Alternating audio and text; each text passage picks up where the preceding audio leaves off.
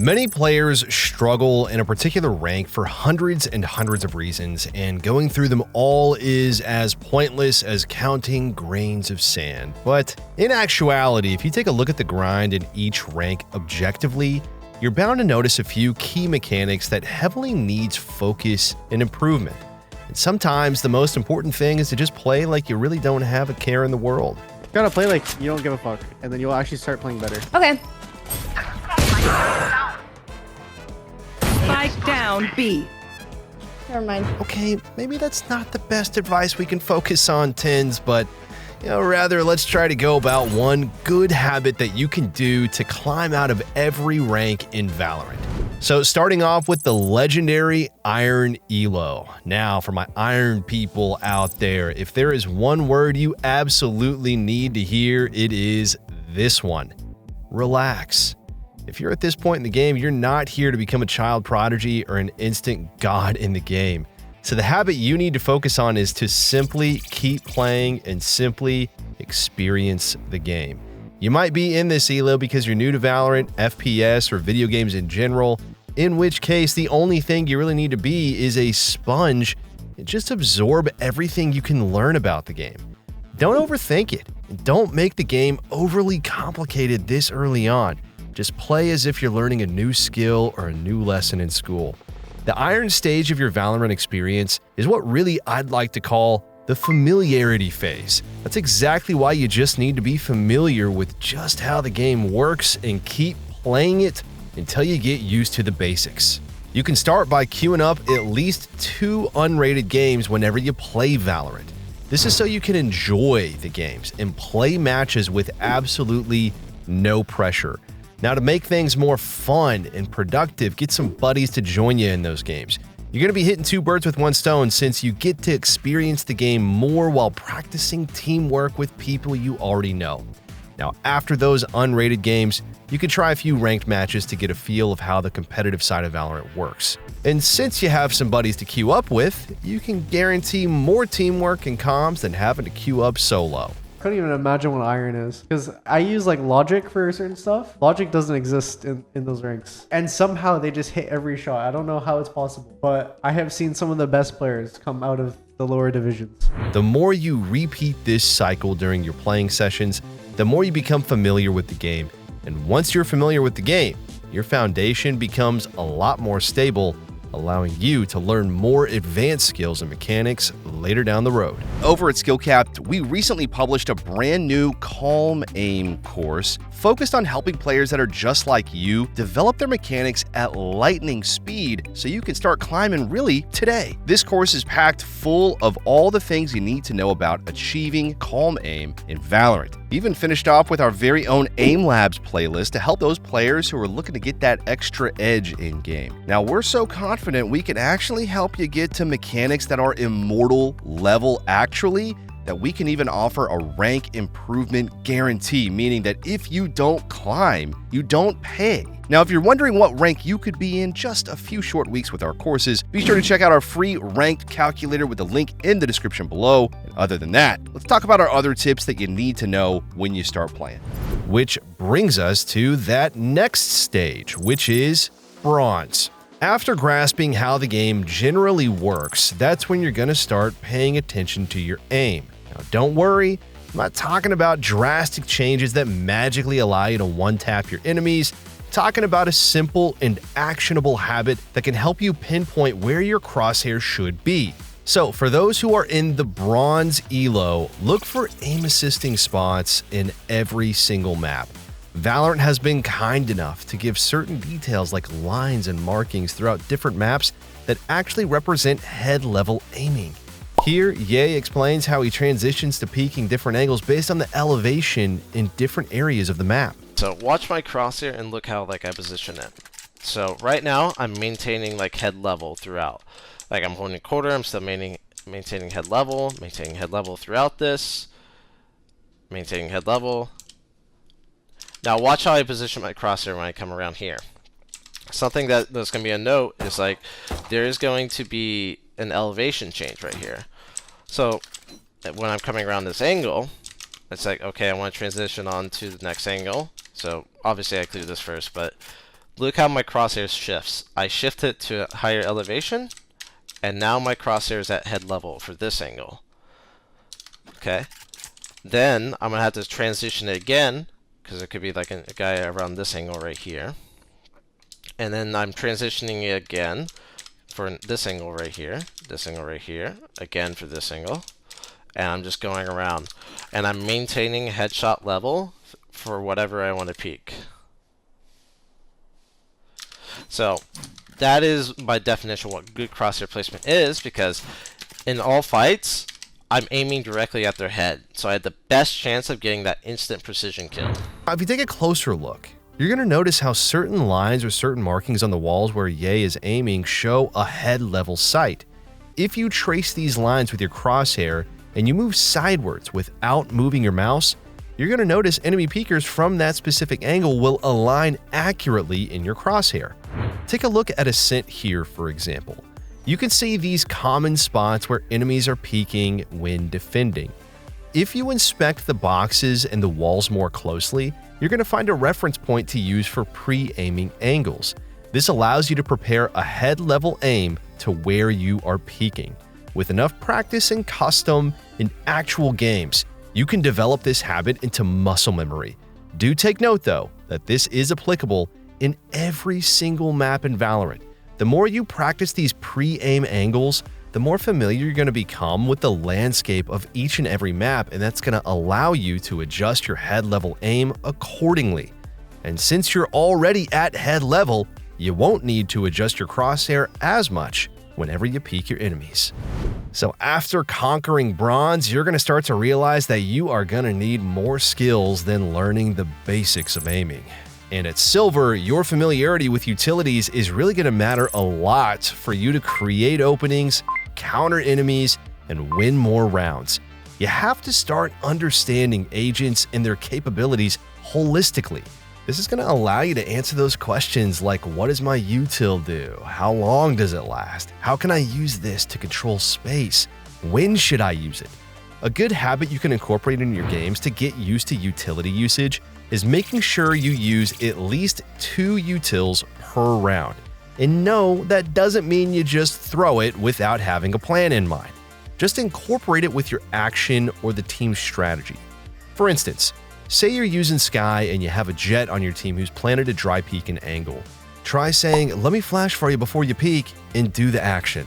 That's already a good application of the habit, exercising proactivity and supporting teammates while increasing your chances of safely getting a pick. Another example is using Sky's dog to safely gather info to either take or deny space. And just like that, you've been able to use 2 utilities that benefited the team.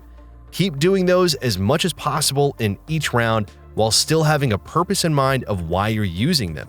The more you exercise this habit with each agent you use, the more flexible you can become, learning different applications for many utilities.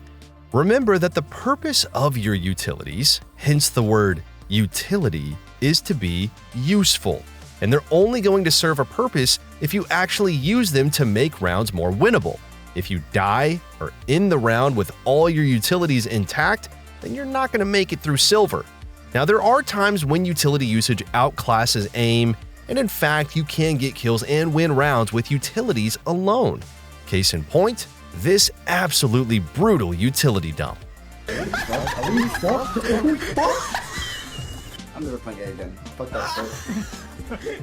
So once you make it out of silver and presumably with a decent grasp on basic aiming and utility usage, we're going to start focusing on an entirely different but relevant aspect of the game, and that is using your microphone. And no, it's not to flame your teammates, be toxic to enemies, or to live the life of e-daters. Practice the habit of using your mic for necessary and helpful comms. Take it from Shamson, who literally went from 0 to 100 in 2 consecutive games, one with absolute dead silence and another with efficient communication. Planted.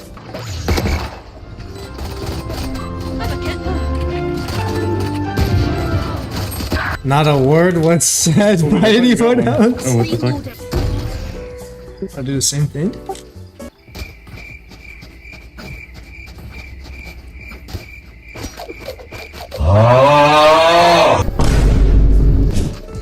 Yo. Hello? Yo. What's good, man? Guys, what's good? Finish one. One side. Ready? Yeah. One enemy. All good. One tap him. One tap his ass. Oh, this is so much better than last game, bro. Never come back.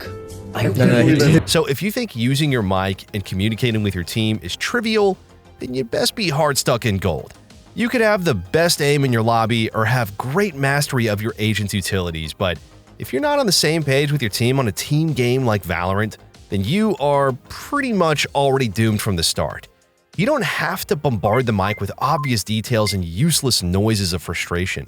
Just let them know if you hear a certain amount of footsteps or if utility is being used in a specific area of the map. If you're planning to play smokes, just call it. You want to flash an area before pushing? Tell your teammates.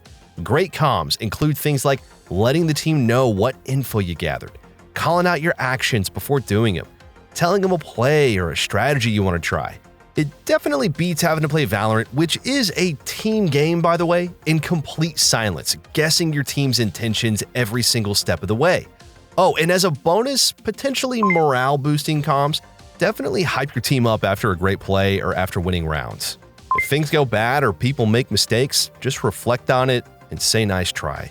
These are all the tiny details in communication that really matter in the big picture.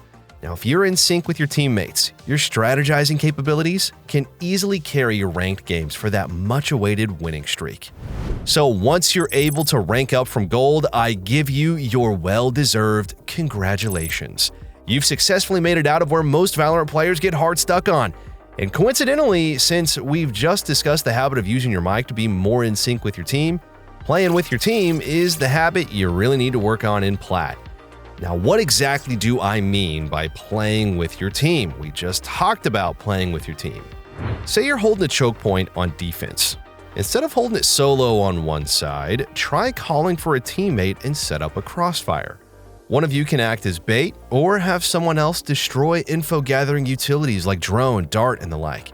This instantly increases your chances of getting multiple picks because the enemy team is going to have a hard time deciding who to shoot first.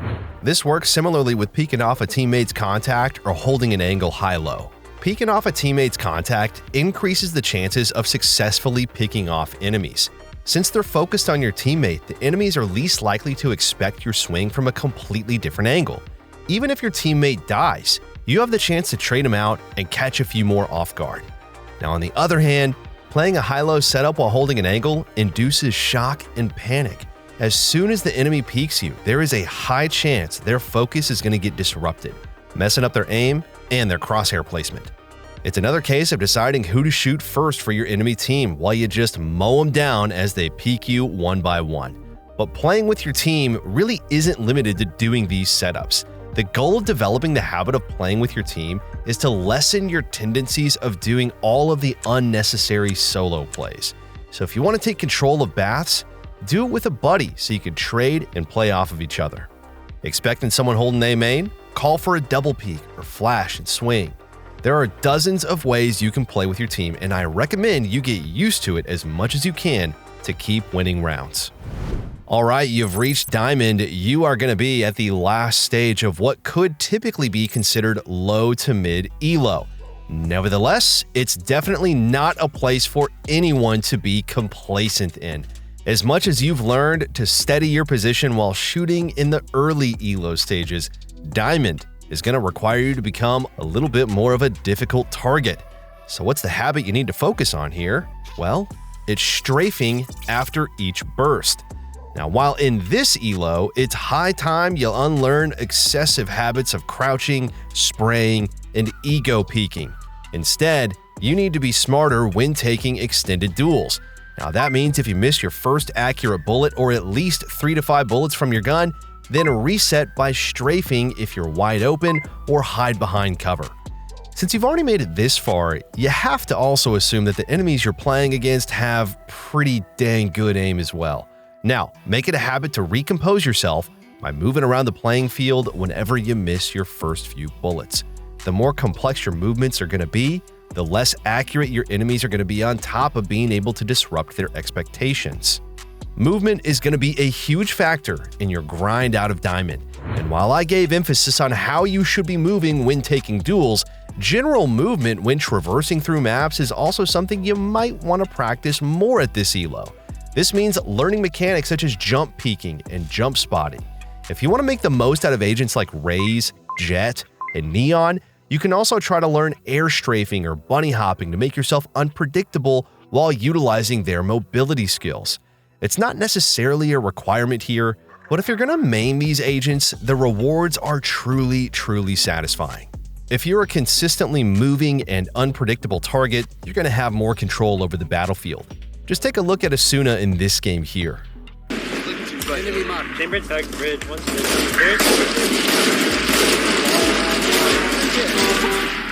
bridge, chamber. Oh, my movement's unreal. Normally, you would have been dead in this scenario, but since he refuses to stand like a statue and just Rambo his way out, he dances around the whiffing bullets gracefully. Now, of course, it's definitely easier said than done. We understand that. But you could definitely learn a thing or two about how he played around with strafing, considering the landscape he's standing on. His strafing, combined with utilizing his immediate environment, allowed him to survive and pick off 3 enemies despite being visible to 4 of them. If you don't think having good movement is overpowered, then I don't know what is. So once you've hit Ascendant, you are now officially within the transition to high elo, where proactivity is a must rather than a recommendation. That's why at this point you need to develop the habit of fighting for neutral space. Now, what exactly is a neutral space in Valorant? Notice that unclaimed area between your team and the enemy team's barriers before the round starts? That's what I'd like to call the neutral space. And whoever controls these neutral spaces gets an early advantage. Another question you might ask is, how does that become an advantage? Well, for starters, let's say you're on defending and the neutral space you want to control is Baths on Bind. Denying space in this area pushes back enemies to other parts of the map. Breaking it down even further here, this allows you to manipulate where you want the enemy team to lean towards. Say you want to lead the enemy toward B because you have a good Cypher or Killjoy setup there. Controlling neutral space is the most effective way to do it. On top of that, you get to claim free ult orbs, which is an easy progression for your ult, giving you a chance to use it early and cycle it quickly. You might think that it matters little, but in the bigger picture here, giving up these spaces and free orbs is equivalent to giving up an advantage. Space controlled equates to map control and constant info gathered, which means you don't always have to recheck the neutral area with a utility, and you can hear rotations just a little bit better. Now, as for ult orbs, it is better if your team gets that +1 rather than the enemy team, because ult progression only comes when you die or get a pick. Therefore, a free orb is a terrible thing to waste, especially if it comes with being able to control a neutral space. Just take a look at how Paper Rex managed to do a global pinch in their match against Evil Geniuses just by taking control of A and B long simultaneously. He's not able to find any extra damage. Because now we're getting a little aggressive out of long B. Boosty, oh, that was so close. Close, but avoids the shots. Something in Divide just backing away. Wow. Space is about to happen here. Into Hookah. Dragonmar spraying through. Just make his exit. Doesn't want to overstay his welcome here. Smoke comes down. Jing holding wide outside of shower. Rather in shower. This is watching on this extremity. Huge battle. Demon 1 just taking this one step at a time. Swings forward. Looking for Jing, but Jing's able to line him up just a little bit faster. Damage not exchanged. Cove now Forsaken, just trying to get himself across and deeper into the site here. Double push up now through lamps. Spot to make sure they had him pushed out. Oh, the timing! Forsaken comes up huge, catches him with paint gel in hand. Gets the follow up on the Busio, something, no way. Yeah. No way! Gets the knife into the back and twists it. As Ethan will fall. Calm, as good as he has been, I think a 1v5 ace clutch might just be a bridge too far, but there's the start. He finds the first one. Mind Freak says absolutely not, does not give him that second step. Due to the simultaneous push on A and B long, EG became wary and got stuck for a while in A and B link. On top of putting EG on edge, PRX managed to secure both ultimate orbs and Demon 1's head for a 4v5 advantage. Now, while this allowed EG to push through A main, PRX was aware of the space that they gave up, granting them the presence of mind in the retake. Overall, the early aggression and smart retake gave Paper Rex the round with 2 ult orbs as a lovely cherry on top. And finally, once you've reached Immortal, you are at the last step before entering the layer of Radiant. What matters most in this elo is developing the habit of always having a plan and being able to commit to it. In Immortal, the team that doesn't have a plan formulated in a round will already be at a huge disadvantage before the round even starts. Once you are at this elo, you have to always expect that the entire enemy team is going to be in sync. I'm talking well-crafted blueprints of simultaneous utility dumps with fast site pushes. If you're not in sync with your team, or you have zero ideas or plans, you are surely to be left in awe as you get bullied by the enemy team's strategies. Having a plan and being on the same page with your team must also work harmoniously for it to be effective. By now, you should be familiar with basic strategies like rush site, rush pinch, default, play for picks, 30-second rush, and the like. Your experience grinding and playing this game will definitely be put to the test if you want to climb out of Immortal.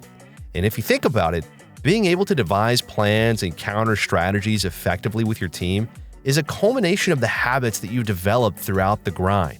1. You need experience to expand your knowledge about the game as well as its strategies and its mechanics. 2. You need good aim to win team fights and duels. 3. You need to be efficient with your utility usage to create combos with your team. 4. Your ability to communicate with your team in order to create plays and counter strategies. Number 5. Your capacity to work with your team is essential to the success of every strategy. Number 6. Your movement as you execute a variety of attacking and defending strategies. And number 7. Your proactivity in controlling the spaces you're able to take. I know it all sounds like a lot of work here, but if you've been able to reach this point, then by all means, it is not luck. You should already be used to always thinking many steps ahead, since Valorant can be like a very complicated game of chess at times. Now, as such, creating strategies is also about being able to adapt and read into your enemy's tendencies. For example, look at this slow and steady pinch on A main and mid vents from Sentinel's championship match in Madrid. This is bizarre. Different twist onto some of them that are being thrown out. Blocks up this angle. Meteor happy to jiggle it. They could have crossed onto either side here. Okay, there it is. Just spotting the one and now backing away. Munchkin. Did he miss that timing? Was he going to be aware of it? Meteor close now. Tucked to the corner. Trailblazer, any seek or attempt to punish this one. Might just be met pound for pound. 3 players grouped up mid. Also being explored here, but the first kill. Damage done. Meteor dash to disengage away. And Lakia. They're going to get caught here. Covering fire. You're right. They are getting caught in all sorts of positions. With Charon falling. Zekken creeping and crawling. Whoa. Texture though. Back at it again. It's not quite enough still. It's an overwhelming advantage now for Sentinels. Exactly where you are. I'm watching for this again. Texture caught. So much value out of this position over towards Vents. Again, feels like a hard read from Sentinels to me. Baiting them into fighting over A ramp and then just creeping up mid with the contact play. Sin decides to play it slow with 3 people on A main and 2 people on mid. This play was all about catching timing and seizing that opportunity by slipping through the defense gaps. While Tins was creating pressure on A main with John QT and Saucy, he throws a smoke in Mail to help Zekken and Zelsis. You can definitely see that Karen was wary of this as he decides to play inside that smoke, but with enough respect to not peek out of it immediately. Do take note, this is all happening while Tins' group creates commotion in A main. This allowed Zekken to slip through vents while Zelsis tactically stayed a few steps behind to catch anyone trailing Zekken. And as a worthy reward, Zelsis catches Karen off and the domino effect of this defense gap starts to ricochet its consequences. Since Lakia had zero idea someone was already in vents, Zekken gets an easy pick. Zelsis falls to Texture, but the trade comes in quickly from John QT onto Gen G's last controller alive. Now, at this point, since Gen G's defenses are already in shambles and Sentinels are in full control, Gen G's remaining players fall one by one. This round was a beautifully crafted pinch that wasn't based on rushes or aggression, but rather on distractions and taking advantage of timings. And since Sentinels have the lead, they also managed to utilize their momentum well based on how they got inside Gen G's heads throughout the round. A true prime example of how overpowered a well-thought-of plan can be in the hands of a team with great teamwork. All right, though, guys, before we wrap this up, let's tell you a little bit more about SkillCapped. So we offer a 5-division rank-up guarantee, and we think that's a pretty crazy thing to offer. It's kind of like a gym membership guaranteeing you that you're gonna get ripped. Your local gym would probably go bust if they offered you that. But not us, because we've offered this for years because our service really does work. It works so well, in fact, that we're able to produce by far the largest catalog of premium Valorant guides on the internet. We add new courses every month with over 1,000 guides curated into over 50 courses. No one can compare. We also have a direct line of communication with subscribers in our Discord so that you can get connected immediately to some of the best players in the game who will respond to every question you ask. Sign up today for as little as $6.99 a month if you're serious about improving your game. So that's going to be all for this one today, everyone. Thank you so much for watching, and we'll catch you in the next one.